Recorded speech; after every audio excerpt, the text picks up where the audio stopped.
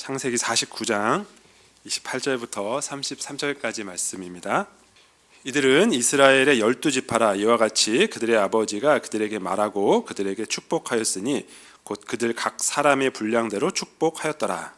그가 그들에게 명하여 이르되 내가 내 조상들에게로 돌아가리니 나를 햇사람 에브론의 밭에 있는 굴에 우리 선조와 함께 장사하라. 이 굴은 가나안 땅 마물의 앞 막벨라 밭에 있는 것이라. 아브라함이 햇사람 에브론에게서 밭과 함께 사서 그의 매장지를 삼았으므로 아브라함과 그의 아내 사라가 거기 장사되었고 이삭과 그의 아내 리브가도 거기 장사되었으며 나도 레아를 그곳에 장사하였노라. 이 밭과 거기 있는 굴은 햇사람에게서 산 것이니라. 야곱이 아들에게 명하기를 마치고 그 밭을 침상에 모으고 숨을 거두니 그의 백성에게로 돌아갔더라. 아멘. 네, 영화나 드라마를 보면 현실적이지 않다라는 느낌이 드는 장면들이 있는데요. 주인공이 아니면 그런 일이 잘 없죠. 주인공이 아무리 급박하고 긴박한 상황에서도 끝까지 할 말을 다 하고 그리고 이제 숨을 거두는 장면입니다. 저는 그 좀 연세가 많으신 분들이 많이 계신 교회에서 전임 사역을 했었는데요. 매주일 장례식이 끊이지 않고 있었던 교회였습니다. 여러 성도님들, 특별히 이제 소천을 이제 앞두신 분들 여러 차례 이제 신방을 가지만 그렇게 자주 신방을 가도 꼭 그 임종하는 순간에 함께 또 있는 것은 또 쉬운 일이 아니거든요. 네, 그런데 이렇게 자식들을 다 불러 모아놓고 모든 사람에게 마지막 말을 다 남기고 이렇게 숨을 거두는 경우는 흔치 않습니다. 예, 그렇게만 할 수 있다면 얼마나 큰 복이겠습니까? 오늘 이 죽음을 맞이하는 이 장면에서 죽음을 맞이하는 야곱은 그런 면에서 커다란 복을 누린 것이다라고 할 수 있습니다. 오늘 우리가 읽은 본문 이전에 야곱은 아들들에 대한 또 그 너머 이스라엘 지파와 그 후손들에 대한 모든 유언과 예언을 마쳤습니다. 그리고 오늘 우리가 읽은 본문에서 자신의 장래에 관한 내용까지 모든 할 말을 다 마친 후에 숨을 거둡니다. 그런데요, 여러분이 지금 이 야곱의 자리에 있다고 한번 생각을 해 보십시오. 여러분의 인생을 마감하는 순간, 그리고 그 마지막 순간에 여러분이 정말 하고 싶은 이야기를 마음껏 하고 그리고 숨을 거둘 수 있다라고 한번 생각을 해 보십시오. 여러분은 어떤 말을 마지막으로 남기고 싶으신가요? 아마도 여러분이 마지막으로 남긴 그 말은 여러분을 사랑하고 여러분을 소중히 여기는 사람들에 의해서 평생 기억이 될 것입니다. 만약 여러분을 사랑하는 여러분의 가족이 여러분의 마지막 그 말을 평생 기억한다고 한다면 여러분 마지막 말로 남기고 싶으신 말이 무엇인가요? 야곱은 애굽에 와서 바로를 만나서 자신이 험악한 세월을 보냈다라고 말을 했습니다. 우리가 잘 아는 대로 야곱은 정말 험악한 세월을 보냈습니다. 성경의 모든 인물 가운데 정말 가장 어떻게 보면 흥미진진한 인생을 살았던 사람, 가장 파란만장한 인생을 살았던 사람, 한 명을 꼽으라면 여러분 누구를 꼽고 싶으십니까? 몇 사람 안 돼요. 정말 그 흥미진진한 인생을 살았던 사람, 그 중에 한 사람으로 꼽히는 사람이 바로 야곱일 것입니다. 근데 야곱은 정말 보통 사람이 겪기 힘든 일들을 많이 겪었죠. 부모님으로부터 대놓고 차별 대우를 받았습니다. 아버지가 이 복을 내려줄 때 저는 에서입니다 라고 말하면서 아버지의 복을 받았던 이 야곱의 심정이 어땠겠습니까? 그리고 이 형을 피해서 고향을 떠나서 살았던 세월, 그리고 외삼촌한테 속임을 당해서 결혼을 했던, 눈 떠보니 사랑하는 여자가 아니었던 그 심정, 그리고 사랑하는 딸이 참혹한 일을 겪었던 그 아버지의 심정, 무엇보다 그 누구보다 사랑했던 아들을 잃어서 아들이 죽었다고 생각하고 살았던 수많은 세월들. 정말 이 야곱의 인생은 정말 이 에피소드 하나하나가 다 책 한 권을 써도 될 만큼 우리 이 엄청난 일들을 겪으면서 살았던 사람입니다. 이 파란만장한 인생을 겪었던 야곱이 마지막으로 남기는 말, 여러분 기대되지 않나요? 야곱은 어떤 말을 마지막 말로 남겼을까? 야곱이 남기는 그 마지막 말이 32절에 이렇게 기록되어 있습니다.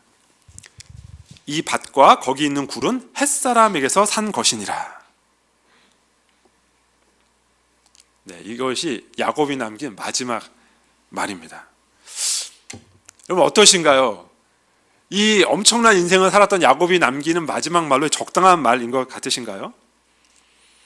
요 앞에 절까지는 그래도 좀 괜찮습니다. 이 본인의 할아버지, 할머니, 아버지, 어머니 그리고 자기 아내 중 한 명이었던 레아가 거기 다 묻혀 있다 이렇게 얘기를 했거든요. 그러면 일반적으로 생각하기에 그 다음에 이어질 내용은 모두가 다 거기 묻혀 있으니 나도 묻어줘. 그냥 이렇게 하고 끝나면 뭐 그런 대로 우리가 이해할 만하지 않겠습니까? 그런데 마지막 말이 이 밭은 햇사람한테 산 것이다. 이게 마지막 말입니다.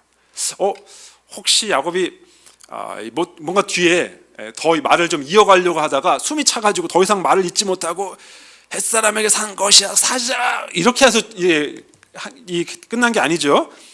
33절을 보면요, 야곱이 하려던 말을 다 마쳤다라는 걸 분명하게 기록하고 있습니다. 야곱이 아들에게 명하기를 마치고 그 발을 침상에 모으고 숨을 거두니 그의 백성에게로 돌아갔더라. 그러니까 이 32절에 있는 야곱의 이 마지막 말은 야곱이 의도적으로 한 마지막 말이라는 것을 알 수 있습니다. 야곱은 자기가 하고 싶은 말을 다 끝냈고 마지막으로 내가 남기고 싶은 나의 마지막 말은 이거야라고 딱 던진 다음에 다 이루었다. 그리고 침상에서 발을 모으고 숨을 거둔 것이죠. 여러분 어떻게 생각하시나요? 야곱이 선택한 이 마지막 말, 나를 거기 묻어줘. 그 무덤은 우리 할아버지가 돈 주고 산 거야. 뭐 약간 이런 느낌이 들지 않습니까? 내 뼈를 이 아파트에 고이 간직해줘. 이 아파트는 우리 아빠가 영혼을 갈아 넘어서 영끌해가지고 평생 모은 아파트야. 여기에 나를 묻어줘. 야곱은 왜 굳이 그 땅을 돈을 주고 산 것이다 라는 사실을 그 인생 마지막 말로 선택한 것일까요? 그러고 보니까요, 야곱이요 그의 장래에 관한 이야기를 할 때 계속해서 이 사실을 강조했다라는 것을 볼 수 있습니다. 우리 49장 29절과 30절에도 이 사건을 계속 이야기하고 있어요. 제가 한번 읽어보겠습니다. 나를 햇사람 에브론의 밭에 있는 굴에 우리 선조와 함께 장사하라. 이 굴은 가나안 땅 마므레 앞 막벨라 밭에 있는 것이라. 아브라함이 햇사람 에브론에게서 밭과 함께 사서 그의 매장지를 삼았으므로. 32절뿐만 아니라 그 앞에도 이 밭은 우리 할아버지가 산 거야 라는 이야기를 또 하는 것을 볼 수 있죠. 그리고 창세기 기자는 50장에 가서 실제로 이 야곱의 유언이 이루어져서 야곱을 이곳에다가 이제 묻게 되는 이야기를 이제 기록하고 있는데요. 창세기 50장 13절에 보면 거기도 역시 이 이야기가 있습니다. 이렇게 기록하고 있어요. 그를 가나안 땅으로 메어다가 마므레 앞 막벨라 밭 굴에 장사였으니 이는 아브라함이 헷 족속 에브론에게 밭과 함께 사서 매장지를 삼은 곳이더라. 도대체 야곱은 그리고 성경은 왜 이렇게까지 이 땅을 구입했다라는 사실을 강조하는 것일까요? 우리가 이 질문에 답하려면 우리는 아브라함이 이 무덤을 왜 샀는지를 이해해야 합니다. 아브라함이 이 무덤을 산 기록은요, 창세기 23장에 기록되어 있습니다. 창세기 23장에 보면 사라가 숨을 거두는 기록이 있습니다. 23장 전체가 사라가 숨을 거둔 이야기예요. 그런데 23장 전체에서 사랑하는 아내를 잃은 아브라함의 슬픔을 묘사하는 구절은 딱 두 마디입니다. 두 절도 아니고 딱 두 단어입니다. 슬퍼하며 애통하다가 이게 끝입니다. 그리고 이 23장에 있는 3절부터 20절까지 이 오랜 이야기가 전부 다 그 땅을 구매하는 이야기에 초점을 두고 있습니다. 그만큼 이 땅을 사는 일이 중요한 일이었다라는 것을 보여준 것이죠. 이게 왜 이렇게 중요한 것이었을까요? 이게 얼마나 중요한 일이었는지를 이해하려면 아브라함이 적어도 3가지 이상의 어려움을 이겨내고 이 땅을 샀다는 사실을 알아야 합니다. 첫 번째, 이 당시에 원주민이 아닌 사람들에게 땅을 파는 거 쉽지 않은 일이었다고 합니다. 그러니까 우리도 옛날에 보면은 타지인이 와서 그 원래 살던 주민들이 있는 땅에서 땅을 사는 게 쉽지 않았을 거라는 것을 생각해 볼 수 있죠. 아브라함은 스스로를 나그네요, 거류하는 자다 이렇게 표현합니다. 그러니까 쉽지 않은 일이었죠. 두 번째로 이 땅 주인인 에그로는 아브라함한테 땅을 공짜로 주겠다고 했습니다. 창세기 23장 11절이에요. 내가 그 밭을 당신에게 드리고 그 속에 굴도 내가 당신에게 드리되 내가 내 동족 앞에서 당신에게 드리오니 당신의 죽은 자를 장사하소서. 사라가 죽어서 매장할 곳이 없으니까 여기 내 땅 쓰세요라고 했다라는 거죠. 그런데 아브라함은 이런 호의를 거절하고 땅을 샀습니다. 세 번째 어려움, 이 땅은 가격이 매우 비쌌습니다. 나중에 다윗이 성전 터를 구매하는 적이 있는데 그때 얼마를 주고 성전 터를 구매했냐면 50세겔이었습니다. 50세겔. 예레미야가 사촌의 땅을 산 일도 있는데요. 그때 17세겔을 주고 땅을 샀습니다. 그래서 지금 아브라함이 사라의 묘지로 쓸 땅값으로 지불한 돈은 무려 400세겔이었습니다. 엄청난 금액이죠. 아브라함은 왜 이렇게까지 해서 이 땅을 구입한 것일까요?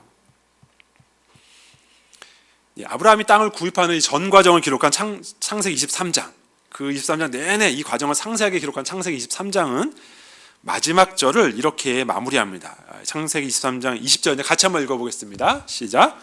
이와 같이 그 밭과 거기에 속한 굴이 해쪽 속으로부터 아브라함이 매장할 소유지로 확정되었더라. 아멘. 그러니까 아브라함이 이렇게까지 해서 땅을 산 이유는 그 땅을 자신의 소유지로 확정하기 위해서였습니다. 첫 번째 어려움을 말씀드렸던 것처럼 원주민이 아닌 사람들이 땅을 구입하는 것은 쉽지 않았어요. 만약에 아브라함의 목적이 단지 사라를 장사진의 땅, 매장할 땅을 찾는 것에 목적을 있었다면 굳이 소유하려고 하지 않았겠죠. 아브라함의 목적은 땅을 소유하는 것이었습니다. 두 번째 어려움을 말씀드린 것처럼 선물로 주겠다고 하는데도 아브라함이 거절했습니다. 왜냐하면 그래야 분명히 자신의 소유가 되기 때문이었습니다. 그 당시 관례에 의하면 땅을 무료로 이렇게 준 경우에는 이 원래 땅 주인의 후예들이 나중에 그 땅을 달라고 요청할 권리가 있었다고 합니다. 그러니까 땅을 영구적으로 소유하기 위해서는 땅값을 치러야 했던 것이죠.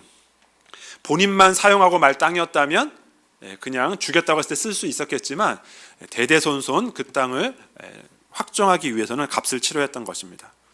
세 번째 어려움을 말씀드린 것처럼 엄청나게 큰 금액임에도 불구하고 아브라함이 흥정조차 하지 않았습니다. 400은 좀 390 이거 아브라함 흥정 잘하잖아요. 우리가 지난주에 본 것처럼 아브라함은 50, 45, 40, 30, 20 이렇게 줄였던 사람입니다.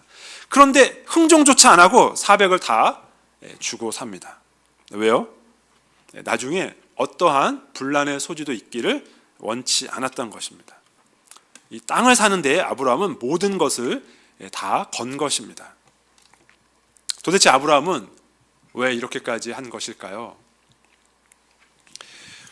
우리는 신약에서 예수님께 주신 천국 비유에서 아브라함의 행동의 그 단서를 찾을 수 있습니다. 마태복음 13장 44절이죠. 여러분 잘 아시는 구절 같이 한번 읽어보겠습니다. 시작. 천국은 마치 밭에 감춘 보화와 같으니 사람이 이를 발견한 후 숨겨두고 기뻐하며 돌아가서 자기의 소유를 다 팔아 그 밭을 사느니라. 아멘. 아브라함이 그렇게까지 땅을 사려고 했던 것은 그러니까 마치 밭에 감춘 보화를 발견한 사람과 같습니다. 그렇다면 아브라함이 본 그 땅의 보화는 무엇이었을까요?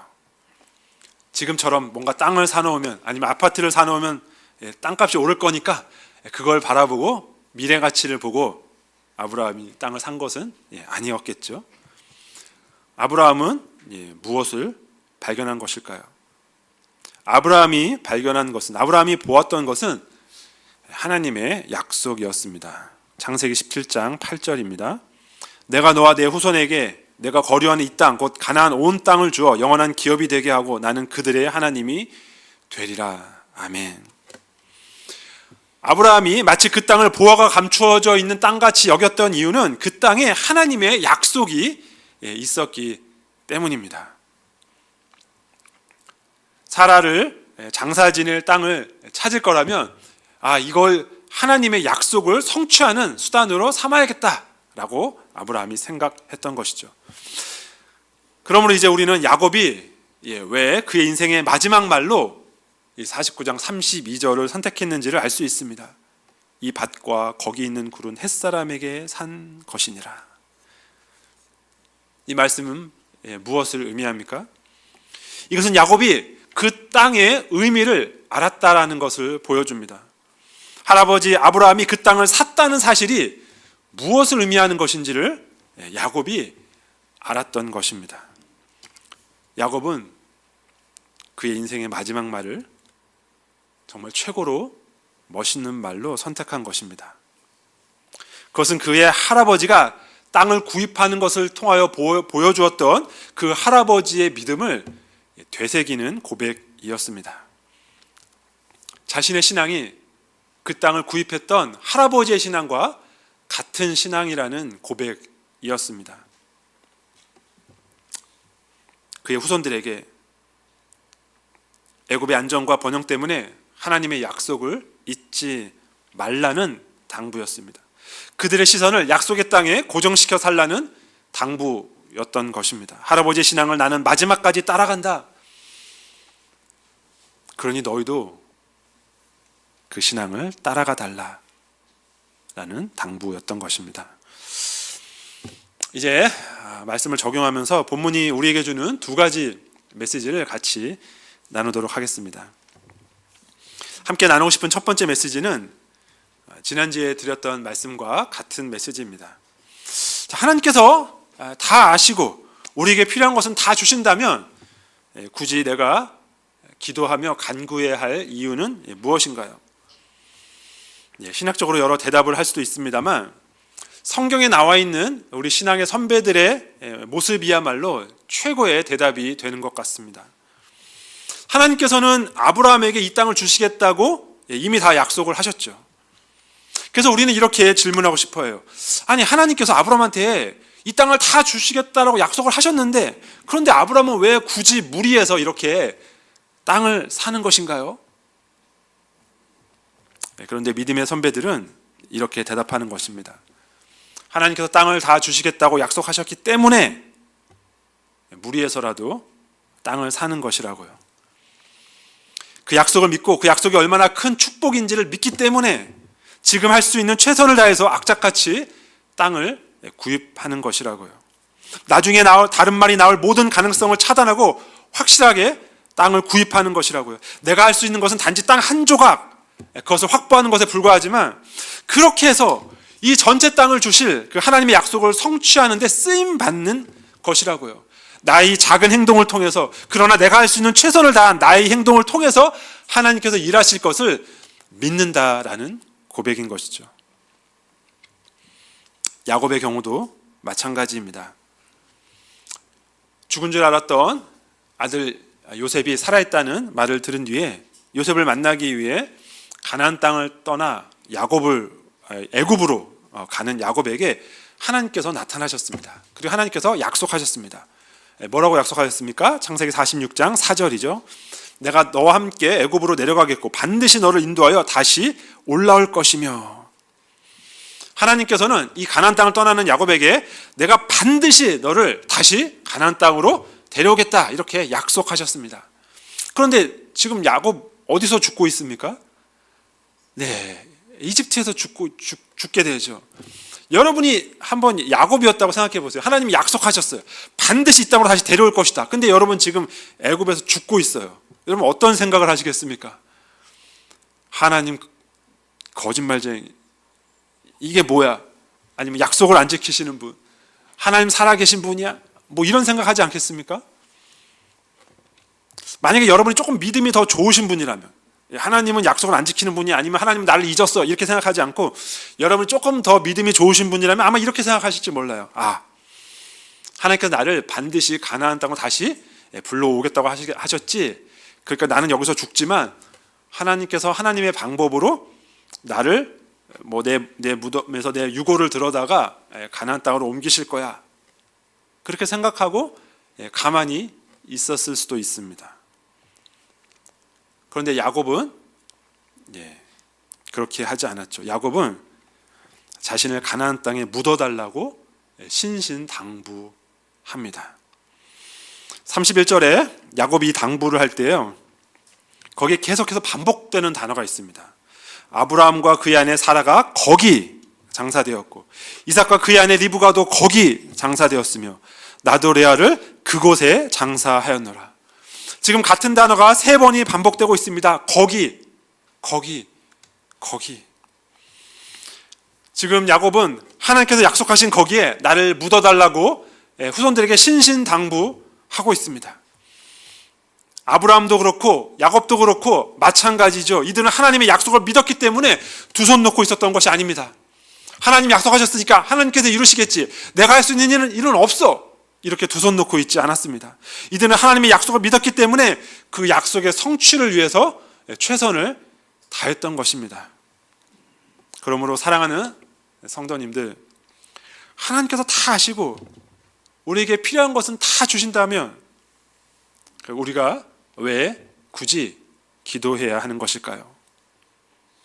왜냐하면 하나님께서 다 아시고 우리에게 필요한 것은 다 주시겠다고 약속하신 그 약속을 믿기 때문입니다. 그것이 얼마나 큰 축복인지를 우리가 믿기 때문입니다. 그리고 그 하나님의 약속의 성취에 기도로 그리고 삶으로 동참하는 것이 얼마나 큰 복인가를 알고 있기 때문입니다. 그러므로 함께 기도로 이 하나님의 일을 성취하는 일에 동참하는 성도님들 되시기를 축원드립니다. 자, 두 번째 함께 나누고 싶은 메시지는 이런 질문입니다. 여러분은 무엇을 유언으로 남기고 싶으신가요? 아브라함이 땅을 사는 것은 언젠가 하나님께서 그 땅을 그의 후손들에게 주실 것이라는 신앙과 확신의 고백이었습니다. 그리고 야곱의 이 마지막 한마디는 그 하나님의 약속에, 그리고 그 약속을 믿은 아브라함의 신앙에 동참하라는 권면이었습니다. 여러분은 여러분의 죽음 이후에 남겨질 사람들에게 무엇을 유언으로 남기고 싶으신가요? 저는 기회가 있을 때마다 우리 청년들이나 성도님들께 유언장을 꼭 작성하시라고 말씀을 드리는데요. 처음 들으시는 분들은 이렇게 말씀하시더라고요. 목사님, 저는 남길 재산이 하나도 없어요. 유언장 남겨봐야 남길 재산도 없어요. 유언장은 자녀들의 재산 분쟁 때문에 남기시라고 말씀드리는 것이 아닙니다. 재산과 관계없이 남겨진 사람들에게 남기는 마지막 한마디를 적어 두시기를 권면드리는 것입니다. 지지난주에 저와 같이 공부했던 비슷한 나이의 동기 목사님께서 목회와 관련된 여러 스트레스 때문에 정말 갑자기 심정지가 오셔서 하나님의 품에 안기신 일이 있었습니다. 우리는 누구도 예외가 없습니다. 우리는 모두 언제 어떻게 죽음을 맞이할지 모릅니다. 우리가 갑작스럽게 그렇게 생을 마감하게 된다면 우리는 좋지요. 우리는 사랑하는 하나님 품에 안겨서 완성된 그 천국의 기쁨과 감격을 누리는 삶을 살아가게 될 테니 우리에게는 기쁨이고 행복입니다. 하지만 남겨진 사람들의 그리움과 눈물이 있습니다. 야곱처럼 하고 싶은 말을 다 전하고 죽음을 맞이하는 복을 모두가 다 누리게 되는 것은 아닙니다. 그러니 남겨진 이들을 위한 여러분의 한마디, 여러분의 인생의 마지막 한마디를 미리미리 남겨놓는 것이 꼭 필요합니다. 여러분이 남기고 싶은 여러분 인생의 마지막 한마디는 무엇인가요? 여러분의 유언장을 작성하시게 되면 여러분 부모님, 아내, 남편, 또 자녀, 또 교회 식구들, 친구들 이렇게 나누어서 남기고 싶은 말들을 꼭 작성해 보시기를 바랍니다. 오늘 댁에 가셔서 아직 안 적으신 분들이 계시다면 여러분 인생의 마지막 날이라고 생각하고 남기고 싶은 글을 꼭 남겨 보시기를 바랍니다. 그리고 만약에 혹여라도 하나님의 은혜로 1년을 더 사시게 된다면 그러면 매년 그 유언장을 업데이트 하시는 거예요. 그러면 남겨진 사람들이 적어도 1년 이내에 따끈따끈한 최신판 여러분의 마지막 한마디를 볼 수 있습니다. 저는 예전에 10년 넘게 유언장을 업데이트할 때마다 늘 이제 아내한테 남기는 말이 있었습니다. 혼자 남겨두고 떠나게 되어 미안하다, 이런 말을 매년 적었었습니다. 오랫동안 아이가 없었기 때문에 하나님 곁으로 간다고 생각하면 늘 마음에 걸리는 것이 혼자 남을 아내가 늘 마음에 걸렸었습니다. 하나님의 은혜로 자녀가 생긴 후로는 제가 이제 거기다가 그걸 지우고 혼자 남겨놓고 떠나는 것이 아니라서 마음이 참 편안하다 이렇게 적고 있습니다. 그런데 제가 유언장을 업데이트할 때마다 자녀가 이제 자라가니까 자녀에게 남기는 말이 점점 더 이제 길어지더라고요. 그리고 유언장에 자녀에게 남기고 싶은 말을 적을 때마다 고민하게 됩니다. 자녀에게 남기는 내 인생 마지막 말이 무엇이 되어야 할까? 처음에는 아빠가 없어도 예수님 잘 믿어야 된다라고 적었습니다. 그런데 오늘 이 본문을 묵상하면서 이 말이 아니라 다른 말을 남기고 싶다라는 마음이 들었습니다. 그것은 아빠의 이런 모습을 꼭 기억해다오라는 유언입니다. 여러분은 여러분의 사랑하는 사람들에게 여러분의 마지막 말을 남길 때에 여러분은 어떤 모습으로 기억되길 바랍니까? 여러분 어떤 말씀을 남기고 싶으신가요?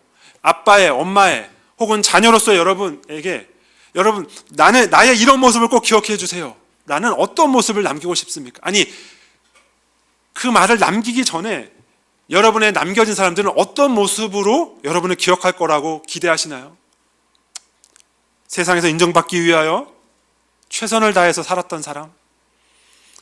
아니면 자녀를 공부로 성공시키기 위하여 최선을 다해 뒷바라지한 부모님?